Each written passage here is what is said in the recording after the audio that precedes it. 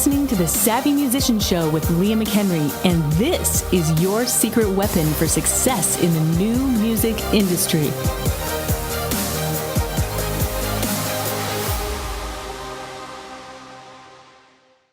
Well, welcome once again to the Savvy Musician Show. This is CJ Ortiz, and of course, I'm joined by the lovely lady herself, Leah.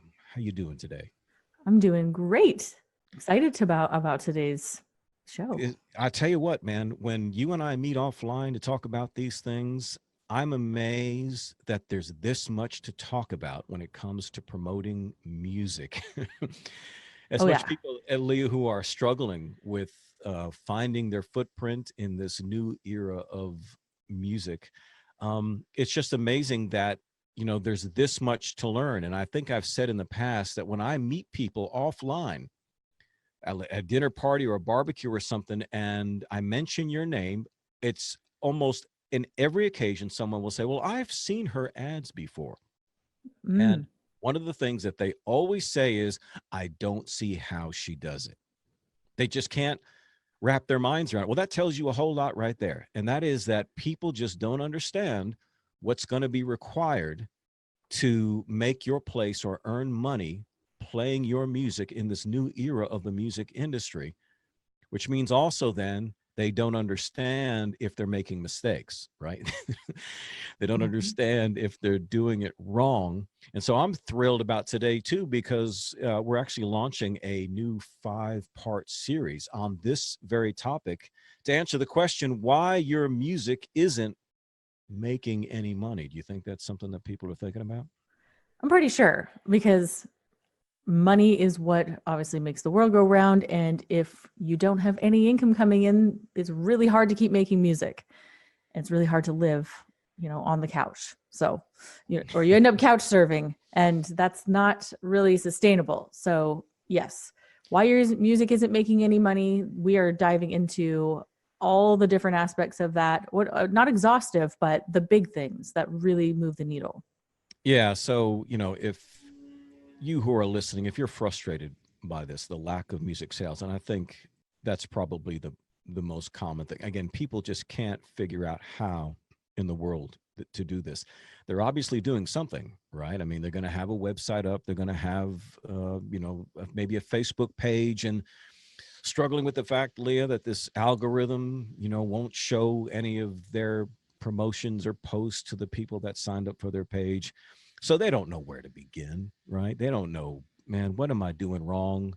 Is there anything that I'm doing right? And that certainly is going to create a tremendous amount of frustration. And if they're spending money on it and failing, man, what a disappointment that's going to be. So we're going to be talking about actually 5 things in this particular series. And these are things that Leah has laid out. And I think from her experience, since she is the one who's really spearheading in this new era of the digital platforms and actually selling and marketing music online, I take a look at these, and I thought, you know what, this really does sum it all up, Leah. I think this really is the skeleton of what I think people need to really look at when it comes to being a savvy musician today. Website, music shop, how to ask for sales. I think a lot of people are averse to that.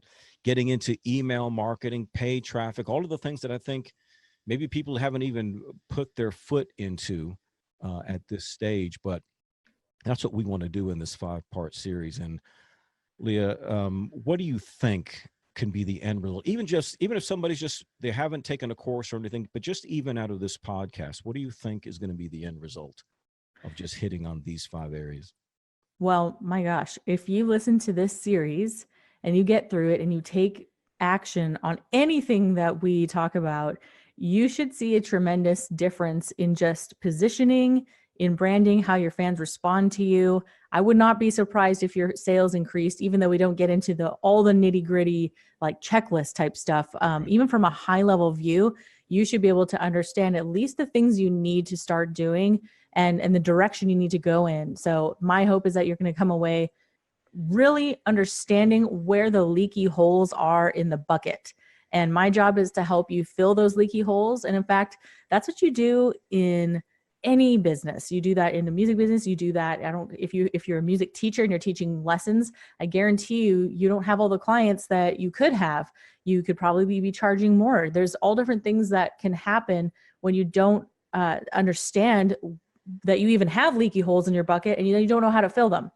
So this is all about how to do that. And we're going to just take it one topic at a time, because otherwise it gets pretty overwhelming. But they're all things that you're somewhat familiar with, but maybe not as much as you want to be. So we're going to tackle them. That's wonderful. Today we're going to be talking about websites, but Leah, you get so much good feedback, and I see it as one of the coaches in the group. I see the things that people write. I love the hashtag method that you use inside the group. So when any of the group members post something, they put the hashtag, whether it be ask or win. And so we wanted to feature a student in the spotlight today. Why don't you share that little testimony? Yeah, I love that we're going to start to do this. We're calling it the Student Spotlight. And today I wanted to feature Marcella Papini, and she's got a really cool little niche. And so she posted in her group, hashtag win, 2 wins actually. Number 1, after teasing our Facebook group to our mailing list and to our Facebook followers. So this is something that we teach, is starting Facebook groups for your fans. With their regular Facebook live feeds. They did that for about a month, and then they finally launched it yesterday. She says, today we have 580 new members chatting to each other and to us. She's super happy about that. And number 2, she said, since starting our Shopify store in November, we have grossed, that's 5,692 British pounds. That's pounds, right? Sterling. So I'm not sure what that converts to in USD or Canadian. Our previous store, which was managed by Music Glue, made a whole whopping 18 pounds in all of 2018. Although she said they get good royalties from digital sales and from our distributor. So she says, the moral of the story is, this is definitely not a walk in the park, but it works. And we're super proud of you, Marcella. Yeah, absolutely. And this highlights something that you and I have talked about in one of the other podcasts, which is about some of these other, music services, artist development type services. And in fact, you and I were talking offline about some of the one-on-one coaching that I've been doing with some of our group members. And one also was a part of another artist development thing, and they struggled. The results were so poor and they were so confused. And so based on what they'd learned already from you in the course, Leah, and based on the branding workshop I had done in the one-on-one coaching, they said the stuff that has been covered so far in just a few weeks in the elite group was completely in another direction than what they were told by these other companies. Oh, really? Yeah. Yeah. And so, I'm not surprised that they're just not getting those results. And I feel for musicians. You can't help being in this group as a coach. That's one of the things that really sticks out to me, is my heart goes out to them because they're so devoted to what it is they're doing, and they're so passionate about their music. But to have something like this as such an obstruction, and then looking to a company to provide services to help them get around that, and only to create more obstructions, only to create more confusion and frustration, man, I'd say, well, that's why we're doing the group. That's what this podcast is all about. And we're going to clear some of that clutter. Yes. Starting today with this particular podcast. But we're starting with website. Website is a big thing. I mean, obviously everybody's on social media now, and they think, do I even need to have a website? Does somebody need a website, Leah? Today's marketing? Yes, they do. They definitely need a website. And I experimented with this a few years ago about not really having one, or not really using one very much, and directing all traffic to certain pages and stuff. And I can tell you it's not good. And a website serves a very specific purpose. We're going to talk about those things as we go through some of these points. But, this is one of the reasons you're probably not making great money, is you have a really crappy website. I'm me, I'm kind of no BS. So I'll just point things out the way I see them. And people either, I guess, love you for it or hate you for it, whatever. But I just have to be honest. Yes, I love you for honest. Yeah. So crappy websites are not helping you achieve your goals of great music revenue. And some, I have to say, like some of our students are the most amazing musicians, Yes. and their website is not reflecting this. It's not reflecting who they are. It's not reflecting the quality of their music. And it's really like, someone's first impression. And a lot of times, especially if they're doing a Google search and it comes up, or they're directed there from like a YouTube video description, or wherever you're posting this link, this URL, people are going there. And if it's ugly, bad user experience, they can't get to the information they're looking for, they're gone. And then you kind of lost that chance. And so it's really a first impression situation. It's like a book cover. People do judge books by their cover. Unfortunately, it's just the way it is. So, and what other purposes do you see behind a website? Yeah, I mean, I think what you said is really where the essence of all of this comes down to, which is the old saying that, you get one shot at a first impression. And sometimes, people see you based on your weakest link. Everybody has a website. Leah, I actually find that when I'm checking out other bands or businesses or what have you, and because I work so much, home office, I'm using a desktop computer. I realize a lot of people are doing everything on mobile. I do it on a desktop. And so I'll go to someone's Facebook page, and I mean, 9 times out of 10, one of the first things I look for is the website on the sidebar. Do they have a website? What's the website name? And then I will click and go to that website in another window with the intent of coming back to their Facebook page. But I go right to their website because I want to see what's going on there. There has to be harmony. There has to be, from a visual standpoint, from a copy standpoint, is this cohesive? Does it stand together, or is it disjointed? Is there a disconnect and all of that? So yeah, but they can't think about that. They have never heard about something like that. They're just looking for maybe like a Wix or Weebly or some inexpensive way to just get a website up. And there's no intent. There's no purpose to what they're doing. And they just wonder sometimes if it is even necessary. And I can assure you it is. It is necessary. It's something you have to have, because it is the one thing that people can always go to no matter what. We can't depend on all these other meetings. We don't know what's going to happen with social media from day to day. I'm sure it's going to be around. Everything's going to be just fine. But you want to know that someone's got yourbandname.com somewhere so that they can get to it. So absolutely. Yeah. And this is not this is not in my notes, but when I see a bandname.wix.com, that's bad. Don't do that. You just buy the domain outright and direct it to your website platform or to your hosting or whatever. Don't do the dot something dash whatever because it was free. I mean, this is just, it's amateur, guys. Totally amateur. In someone's first impression. And besides, it's hard for people to remember that URL when you have extra dashes and dots and all this stuff, / blah, blah, blah. Don't do that. Just get a great URL. And if the one you want is taken, come up with something else, something good. And then make sure you forward that to the hosting that you're using. Leah, let me ask something, because, people may be listening to this and thinking they're starting with websites. Like, again, people wonder if the website is even that important. So what we're talking about in this whole series is why you're not making any money with your music online. So people know they're not making music. What would you consider to be the common myths or misunderstandings about why they're not making music online?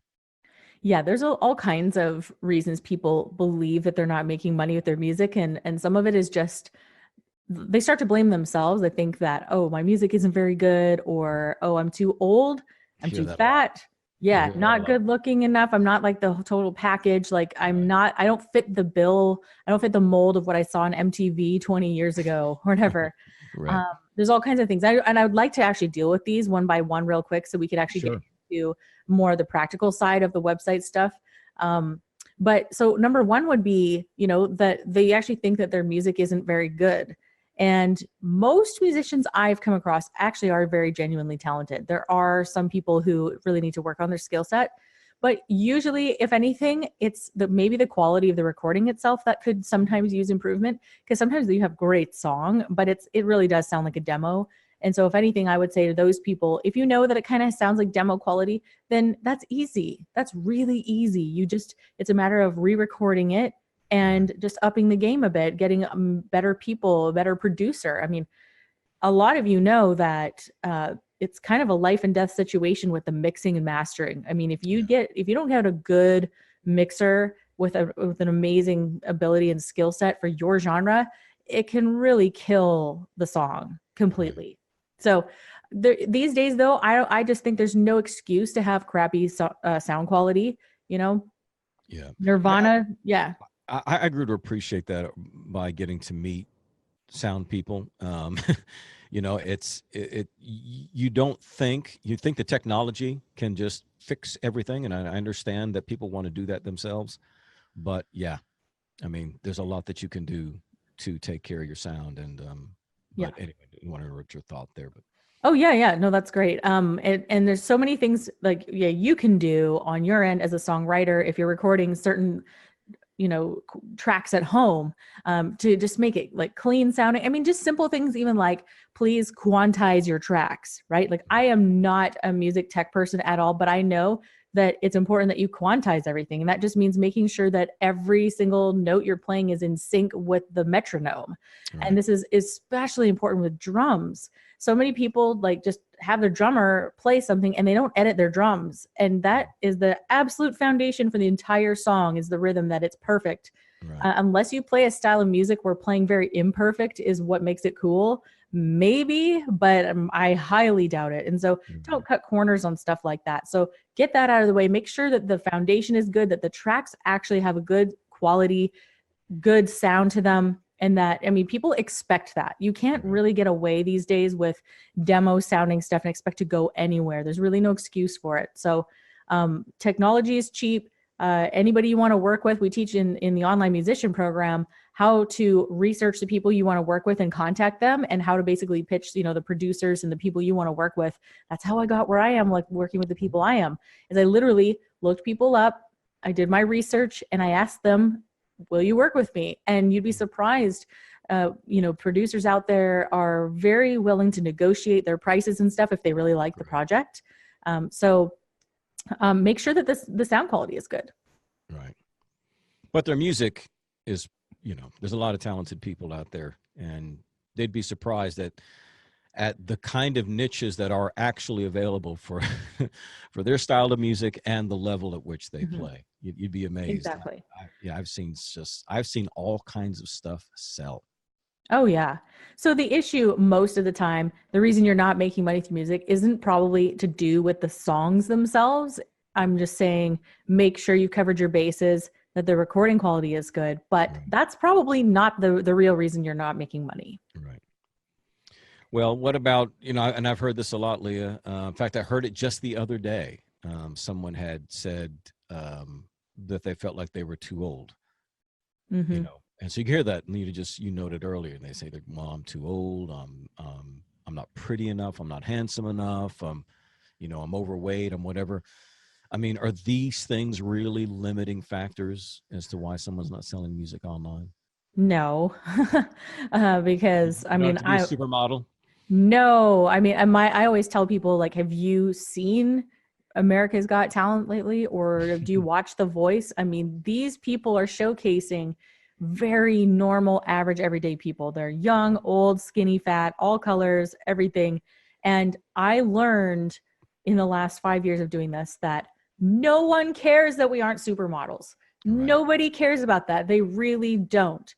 It helps to understand that your image is matching the culture of your music, but that's a branding issue, right? Where it's not about being old or being young or even your body type. It's actually about branding, right? So do you look the part for the music you're playing? That's actually what matters. No, you're exactly right. And this takes us a little offbeat for a second, but just that aspect of culture, I think, which you're highlighting, is really, really important, because they don't. I mean, unless you're getting into, like, boy bands or super popular pop stars, Beyonce's or whatever, that kind of stuff, is not going to be the issue. I mean, when I look at the musicians that are currently in the elite group, a lot of these folks are in specialty, genres and niches, where I know, and they're different ages. They all look different, and nobody is this, this supermodel or what have you. But what matters again is that they understand the people that they're trying to reach, and do they, as you just said, fit that. If there's going to be anything when it comes down to appearance or what have you, it's going to be that. Mm-hmm. And, it's funny also, a friend of mine who I've mentioned to you before, he had said the same thing, and he's a great songwriter. And he said, "Nah, I think I'm too old."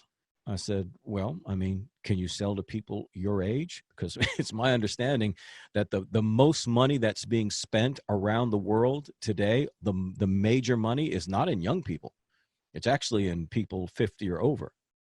Those are the people spending the most money on everything from cars to music to trips to you name it, to Is it food." still the baby boomers, or is Yeah, it the generation after that? it's still the baby. Well, that would be my generation too. I'm not a baby boomer. I'm Gen X. It would be Gen X and baby boomers. So yeah, I mean, that's where the majority of the money is being spent. I remember working with a club in Texas for about 5 years, and it was really blowing up, man. They had dance bands, and they're all cover bands, but dance bands and rock bands every week, 2 stages, and that place would be packed with all kinds of people.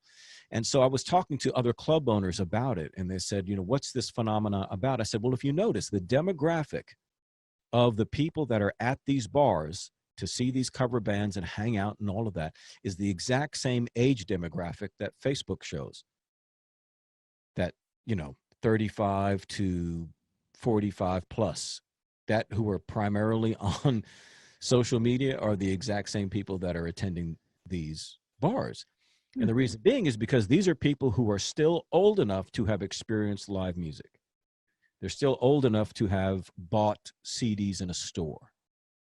So it's understanding the culture, you know what I mean? It's understanding that. And it's a window that keeps moving. But I think, again, more and more now, it really just comes down to, is there a group that you can jive with? Because this is the whole premise behind your whole system, Leah. It's the super fan system, right? And to be a savvy musician means that you're targeting super fans. You don't need millions of people around the world who believe you're the prettiest person in the world. No, you just need a select number of people. You'd be surprised at how little that amount needs to be that could give you even a full-time career playing music. Oh, yeah, totally. I mean, the numbers speak for themselves. Even in my last couple of crowdfunding campaigns, it was kind of nuts at how few, contributors I had, and yet how much money I was able to raise. So it's just wild. I mean, the first one, well, one of the last ones, it was like $27,000. It was 657 people to raise that amount. And Wow. I know the exact number because I've said it so many times, but 657 people to raise over $27,000 for that one campaign. And then the last one I did was almost $90,000 in a 30-day time span. And it was somewhere around the 1,200 mark of people who donated. So that's kind of nuts. Wow. So Leah, that's crazy. And I think that's why people say, "I can't figure out how she does it." Right? Because right. I mean, because they're thinking, well, if she's going to raise this much money in a crowdfunding campaign, it has to be thousands and thousands and thousands of people. But no, it wasn't. Yeah. And I launched it with only 2 perks in there. So it was like they had 2 options. And we'll talk about this in another episode. Sure, That's going to sure. be our most famous line in this podcast, is we'll talk about that one We'll in talk another about this, episode. yeah. Or Yeah. go listen to one we already did. Yeah. So what about the idea that you've got to have, these music connections or a record deal or something like that? Yeah. Oh man, if I had a dime for every person who was name dropping, who they know, and so told me they're going to do this for me and blah, blah, blah. And yet there they are, completely broke, not where they want to be. And I just think, this is why I don't name drop. It's because I don't know anybody. Right. I don't know anybody, and I don't need to know anybody. There you go. There's, right. So like I had no connections in the music industry. No, but I still don't really. Right. I know a few people now just from working with them because I reached out and I just did my own legwork and I did my research and I just said, hey, can I work with you? Yes. Okay. So you don't need the connections. You don't need some record deal to do this. Just start building your own music business online. And it's amazing what you'll start attracting to you as well. So, I was able to build this multiple 6-figure career just from doing the things that we're about to talk about in this series. So that's why this is important. I wanted to get this stuff out of the way because I just, like I said, I get these excuses. I'm going to call them excuses and objections on a regular basis. And I just see it, right? I know a lot of musicians in real life and people who are just messing around, doing this, that, and the other thing, thinking that that's what's going to move the needle. When in fact, these 5 things we're going to be talking about are the things that actually move the needle, not taping a poster to a telephone pole. That's not marketing, people. That's why they did it on Sunset Boulevard in the 80s, man. Yeah. I was there. I saw them. Mm-hmm. Yeah, sure. Once upon a time that worked. Once upon a time. But that only worked for that local. That street. Yeah. The people walking by. Exactly. Why would I do that now when I can reach tens of thousands of people and, build my email list and do crowdfunding campaigns with a small amount of people? Why would I do any of that? Right. Doesn't make sense. So what's the real reason why people aren't making money online with their music? Well, and I have to state this caveat before we get into any of it. And that's like, hey, I have to have this, that when I refer to all of these concepts in this series, we all agree that you've got to have good music, good quality recording, and there's some kind of demand for that genre or niche. Right. You have to agree on that because without that, it's going to be difficult for you to get anything off the ground.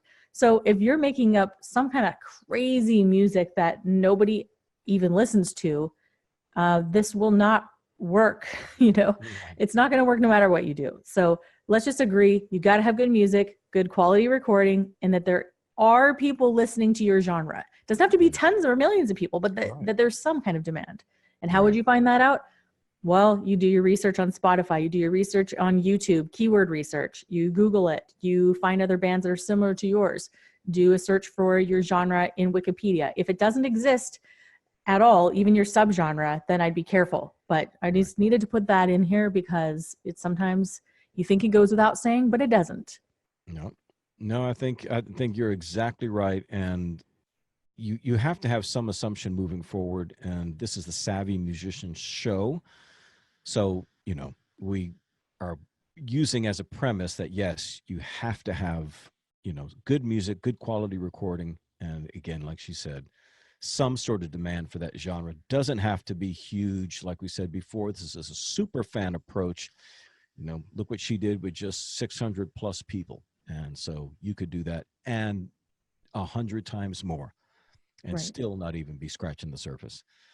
But again, in this 5-part series, we're talking about some of the things that really do affect. And, you've said that the number one thing that turns people off is somebody's website.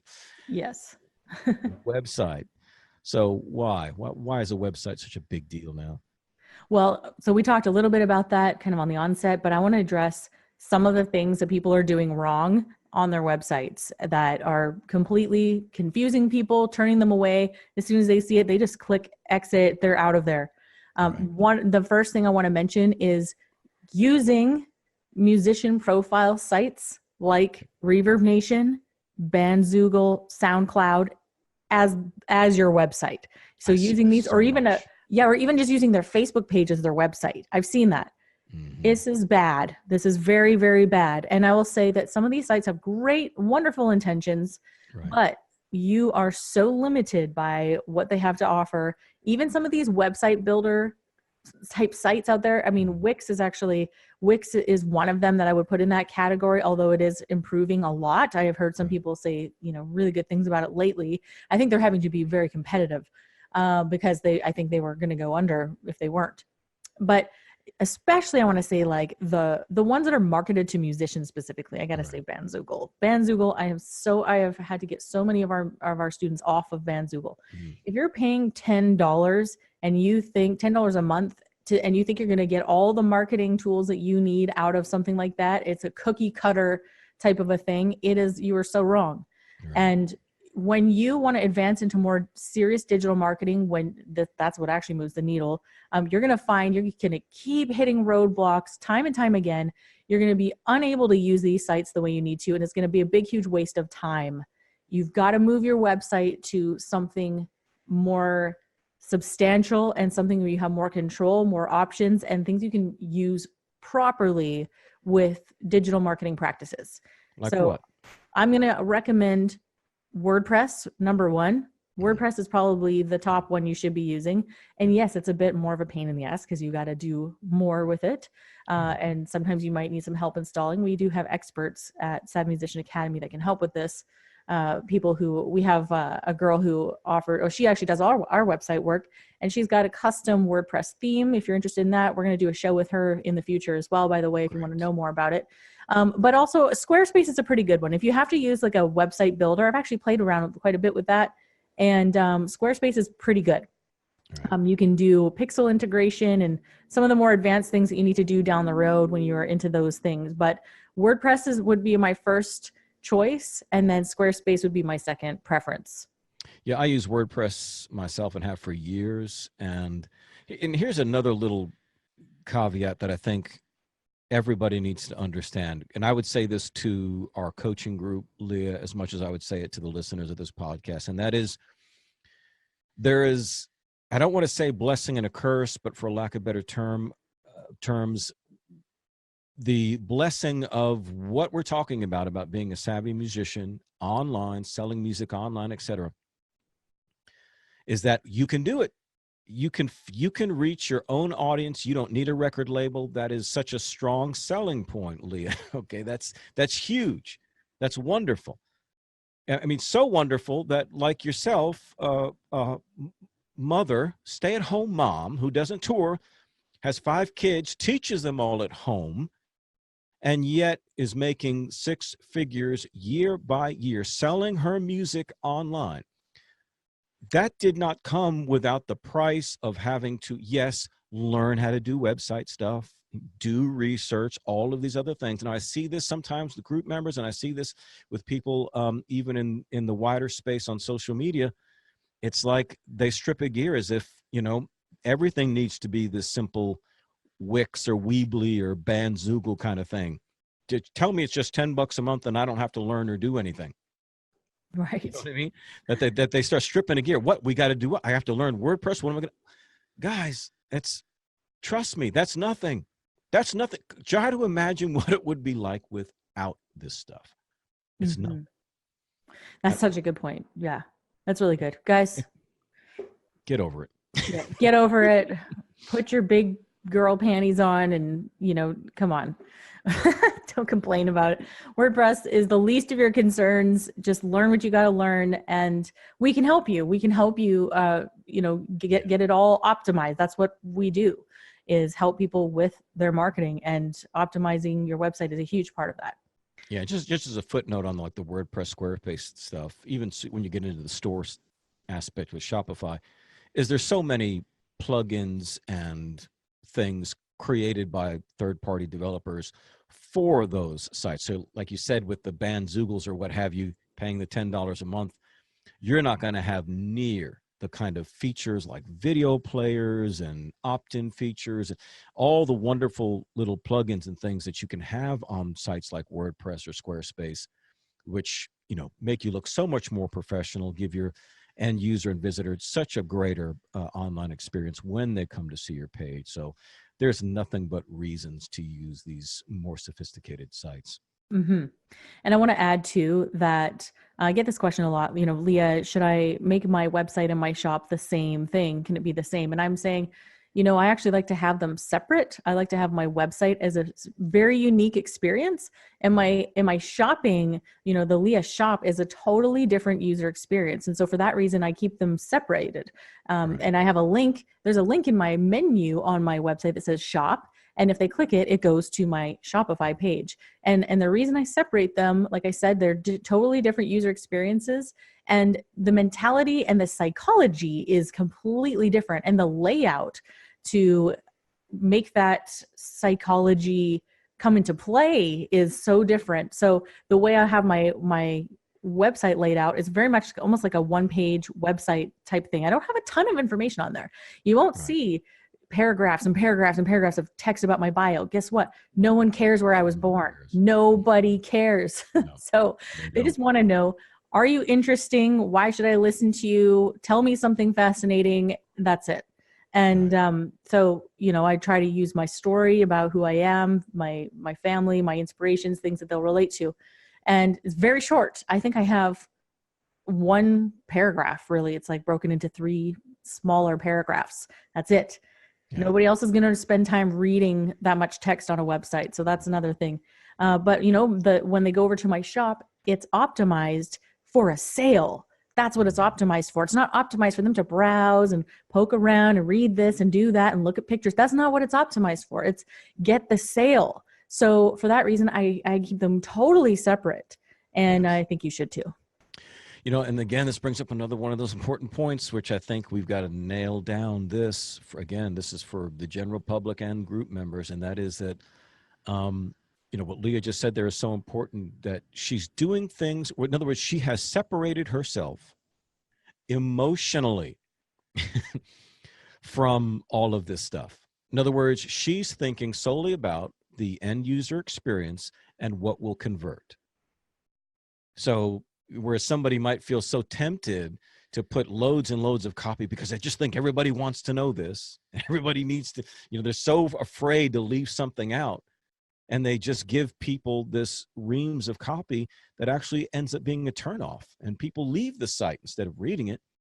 Whereas instead of just, you come out, it's what's very hard to do, but you got to come outside of yourself to be able to look at it objectively. I see this all the time when I coach people, is they keep wanting to put so much, and I say, you don't need all that. And so being able to look at them objectively, not having any emotional attachment to their information or their images or their music or their video or their books or whatever, then I can easily say, get rid of that, get rid of that, get rid of that, feature that, put that up to top, move that to the bottom, and now boom, you've got a very simple, powerful thing that's going to cause people to click that buy button. Yep, exactly. But you got to let go. You got to let go of your emotional attachment to these things and try to look at it like a marketer. You know, that's what you're doing. Yeah, it's not fluffing your ego. We don't need your ego stroked. It's not going to put money in your bank. You know, everybody can say wonderful things to you. You know, I've been doing my stuff, Leah, online on social media for 10 years. And I get, you know, just like yourself, you get accolades all the time, people expressing their appreciation. I don't know how to type thank you anymore. You know what I mean? It's just, I'll say my pleasure. I'll say thank you. I'll say you're very kind. But I'll say, you know, in private conversations with people, I'll say, in all honesty, if somebody never says thank you again, that's okay. You know, I get it. You know, people like what you do, and it can, you know, but you believe me, you get past the ego thing pretty quickly. Oh yeah. Just get down to just saying, you know what's moving, what's bringing results. That's all I care about. Exactly. And for me, at the end of the day, I'm a results driven and motivated person. And I think a lot of musicians are too. They just haven't recognized it in themselves yet. That, you know, at the end of the day, what matters to me is results. And this is after I've created my music, right? So, right. But even then, it's just like, how are you going to complete an album? You have to do things and get it done. And at the end of the day, you've got to have a result. It's completed. You've done the job. So that's what all this is about. Things that move the needle. And in this case, things that don't move the needle. That's right. Give us a couple more things about websites, some of the things that people are not doing well. Yeah, another bad thing I see all the time, and this is just the cringiest for me, is horrible graphics that they've done themselves. Outdated images, outdated photography, and the design is just overall just bad colors, bad fonts, bad everything. Looks like a MySpace page. Yeah. So, I think it's just like we talked already about how you have one chance to make a first impression with a new fan, and that people do judge a book by its cover. And it's just so cringy when I see these homemade graphics that people, and they're not graphic designers. And I've said this so many times, my students have heard me say it, like, if you're not a graphic designer, just stop it. Stop. Go hire somebody, please. You are doing yourself such a disservice to do it yourself. And yeah, I mean, actually, we just dealt with this with a wonderful student in our elite program. I was like, hey, you know, I went to do a hot seat and I saw his graphics in his emails because I opted into his email list so I could comb through his emails and give him some feedback. And I noticed, I said, hey, you know, in my opinion, you know, your logo doesn't represent you, doesn't represent who you are. And it's, you know, what do you think about doing this? You know, did you get someone to do your logo? He said, no, I did it myself. I was like, oh, okay. Well, I would really suggest that you go and hire a designer. You could go to Fiverr.com or one of these freelancing sites and get someone to do a logo.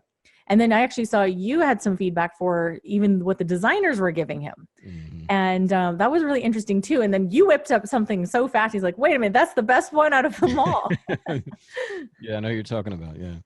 Yeah. I mean, that's, you know, because that's my background and my degrees in visual communication. So I've been doing designing everything from logos to CDs to book covers for, you know, over a quarter century. And so, you know, I can approach a problem pretty quick because I've got this, you know, this long-standing library deep inside me, you know, that I can draw from, and I can assess the problem pretty quickly and see what needs to be done. And but then looking at what was, you know, and that's another thing.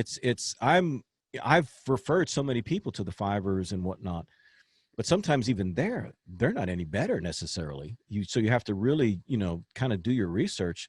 But that's one of the things, you know, Leah, I'll be honest with you about the Savvy Musician Academy and in specifically the Superfan System Elite group that I help you with, is that we have this just, you know, this gathering of eagles, this council table, if you will, of just people chiming in that have the expert opinions about things. So if we'd have left this particular individual that you mentioned to themselves, you know, I don't know that their problem would have really been fixed.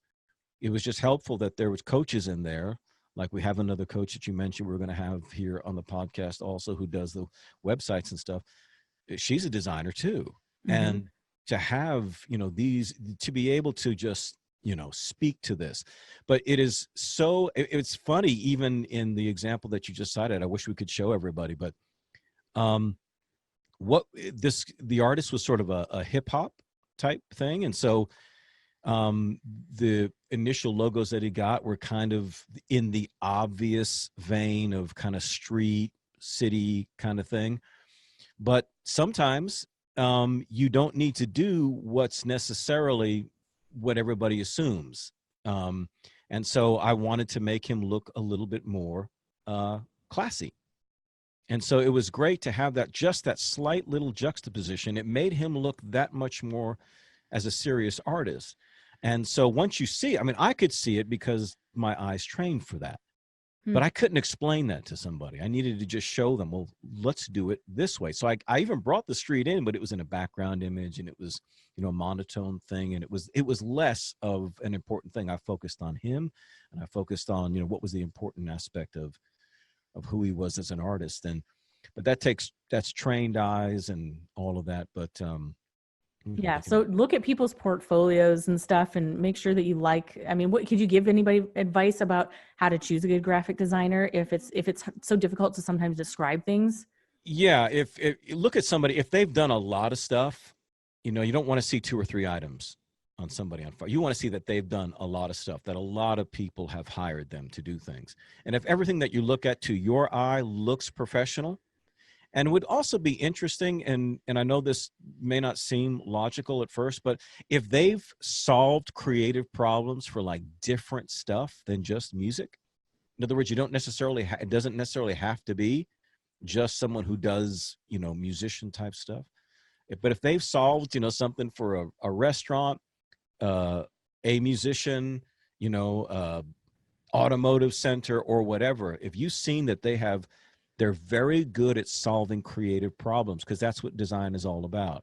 It's about taking something that's abstract, which is what you are as an artist or musician, your idea that drives your particular musical project, and they put that into a single visual presentation and they render it well. That's what you want, somebody who can solve that creative problem. So it's great to see them that they've done it with diverse clients. Yeah. Okay, another thing in this whole bad graphics, bad photography thing is I see people using really outdated pictures of themselves. So like Yeah. stuff from like 10, 15 years ago when they maybe Right. had more hair or something. Or it wasn't And gray. yeah, and I just think, you're not being authentic to who you are right now, and your fans want to know who you are right now, and they will accept you for who you are right now. Sure. Just what's important, I think, is that you have high resolution photography, Yes. and that, so I recommend get a new photo shoot done every year if possible. Every year, just get a few photos. It doesn't have to be a giant photo shoot, but just a photo shoot where you can update your stuff, like update the whole background banner of your website, something like that. And I also want to see you using that across all of your social media platforms so that there's some continuity. It doesn't have to be the exact same one, but they can kind of tell, oh, this is the same person. What I don't want to see is on your Instagram profile pic, it's like something from 20 years ago, and then on your website, where there's a total disconnect between vibe and era and colors and all that. We don't want to cause anything disjointed. When people go from platform to platform, it should be very consistent. People should recognize who you are, what you do, your whole branding, the whole thing should be fluid throughout all these different platforms. Yes. I agree wholeheartedly. Yeah. Photography, especially in the digital era that we're in now. There's just no excuse for it. And don't use a ton of filters either. Yeah, exactly. So when I'm talking about photography, and I don't just do like iPhone, like hire a photographer, a local person, a student. There's so many young people who are phenomenal with cameras now. It's just crazy. So get somebody. Your fans want to see who you are. They want to embrace your age. They want to see who you are right now. And Right. so just that authenticity is what we want to see. So get a photo shoot done once a year, and then and then update all of your websites and platforms with it. Very good. What else? The next thing I have here is that another reason why you're probably not making money online is that your website is not mobile optimized. Huge. This is huge. Yeah. People they don't even think about this. No, they definitely don't. Some platforms that people may be using may be automatically optimized, but that doesn't mean it's actually optimized. Right. So this one, it is one of the worst. And the reason why is because right now, at the time of this recording, about 80% of website traffic is happening on a mobile device. So if your website doesn't respond and resize all of your text, all of your images, and all the formatting to make it easy to read, navigate all the way through it, then you're giving your fans a horrible user experience, and they are going to be out of there so fast and they won't be back. That will affect your reputation and just like how people see you as a professional or non-professional, amateur. Right. And it makes a huge difference in the bottom line revenue.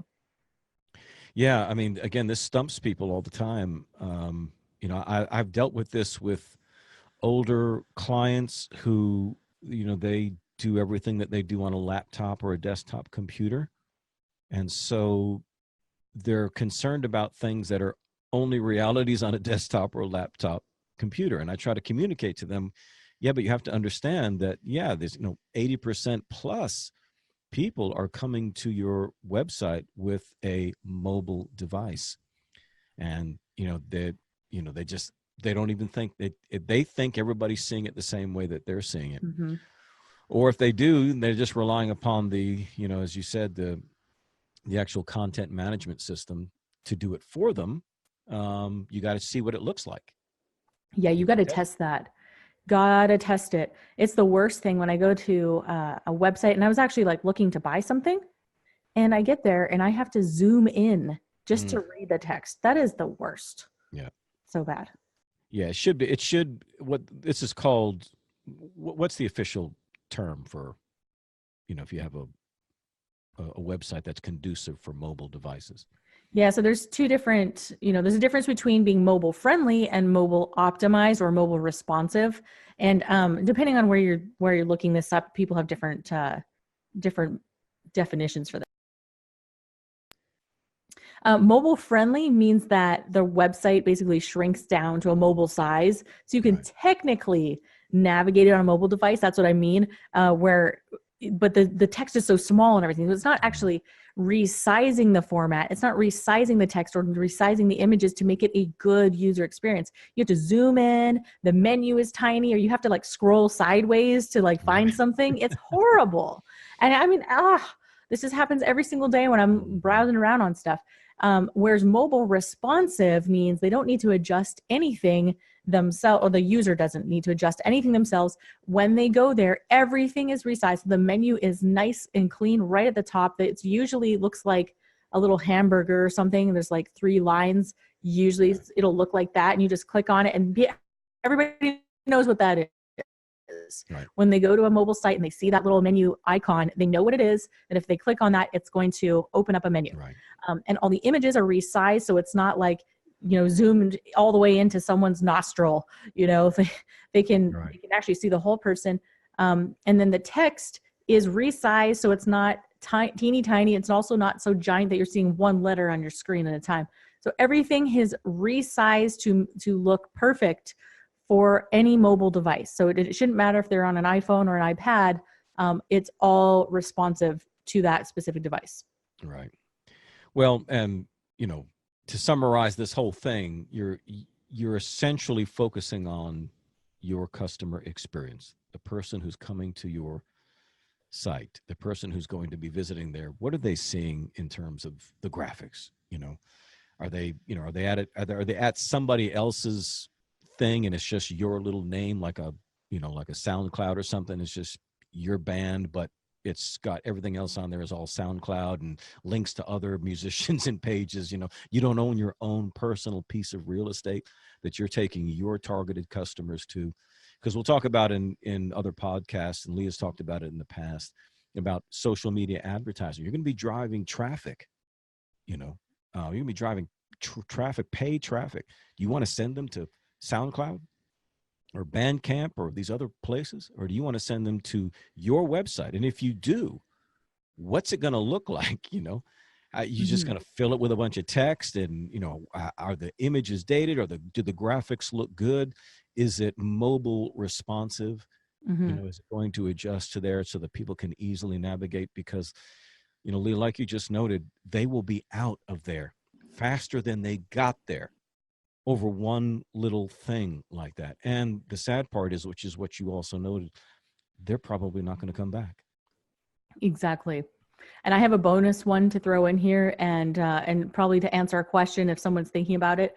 The bonus thing was something I mentioned a little bit earlier, and that is using bad URLs like um, mybandname.weebly.com. We Right. said, horrible idea. You are not going to make a good impression if you're doing that. So I just wanted to mention it, since it's a kind of a fourth point here. And then to answer someone's question, I do get this a lot. Lee, is it okay to send someone to my CD Baby page to buy my music? And we'll cover more of this stuff on the shop thing. But I'm going to Right. tell you out of the gate, to use that as your website, absolutely not. Mhm. Absolutely not. First of all, CD Babies pages are horrible. And when I go there, I don't know what to click on. There's literally 50,000 things that you could do on the one page. When I go to an artist site, there's menus here and buttons here and other artists and others. It is the most hideous, not sale optimized page ever. So I don't know how anybody ever makes money on CD Baby. I know they do, but it amazes me how that even happens. It's certainly not optimized for sales. So I'm going to say absolutely no. Don't send people to your CD Baby page. Put your music on your real website. We're going to cover shop in the next episode and why you're not making any money. And this is a big one. And I have so much to say on that. So I'm excited to talk about it. That's awesome. And I know everybody's going to be excited to hear that one as well. But I just hope everybody, gets this one thing. And that is that, that's why I'm even here working with Leah on this podcast. That's because she is absolutely committed to seeing an artist become independent and successful marketing their music online. And we've mentioned all these CD Babies and all these third party sites and things, and we're not just trying to put them down. We're trying to help you as the artist to really take control of your music. Again, they may all be well-intentioned, but what's happening with the Savvy Musician Academy is truly about artist development. And that's such a powerful idea right now in the age in which we live. If you want to succeed as a musician, then it's going to have to be through something like this. So Leah, it's always a pleasure. So if you want to dive deeper into all of these topics, website, shop, all these things that we're talking about to make consistent revenue in your music, I encourage you, go to superfansystem.com, just superfansystem.com. You can learn more about the elite program we have and everything going on there and how we can help you. This episode was sponsored by the Superfan System Elite program here at Savvy Musician Academy. If you are looking to scale your existing music business and you're looking to get into advanced digital marketing, such as email marketing, funnels, e-commerce, Facebook ads, and more, and you're looking to build a real profitable online music business, book a call with our team at www.callsma.com. We would love to speak with you for about 30 minutes and see how we can help you. Don't forget to subscribe to this podcast for more episodes, and we'll see you next time.